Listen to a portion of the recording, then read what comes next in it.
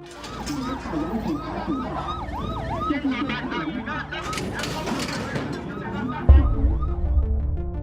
South China Sea issue is not really just a conflict over resources.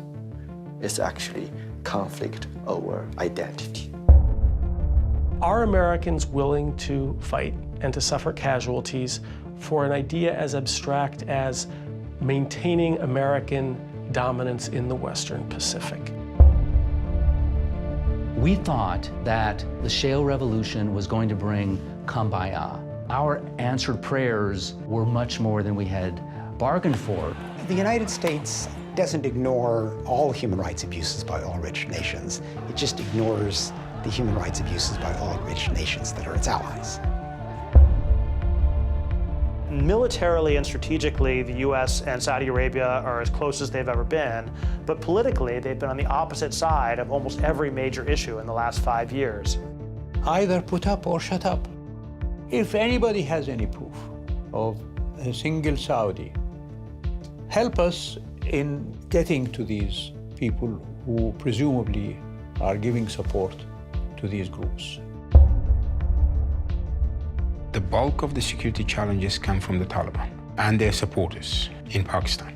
The entire leadership of the Taliban is in Pakistan. So it goes to show where the heart of terror is. I could never tell if there was a direct linkage, but I had to assume that they were getting support from somewhere.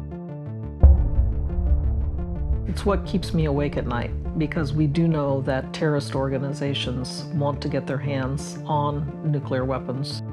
You would hold out hope that we could have a world completely free of nuclear weapons. But the reality is our nuclear weapons are deterrents against the use of nuclear weapons. And that's just harsh reality.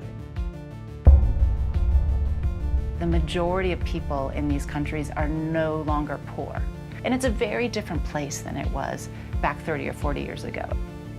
Latin American economies are finding that they have to reform, they have to create markets for exports, they have to create institutions.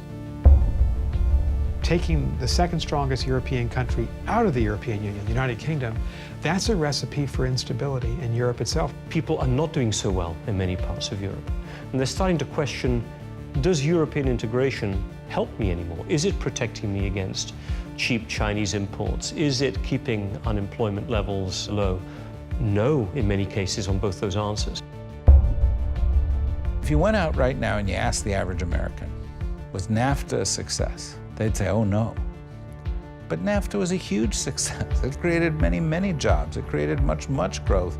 The defenders of trade talk about how the pie has increased. The losers from trade are saying, stop, we don't want to hear about your pie. We want to hear about our slice.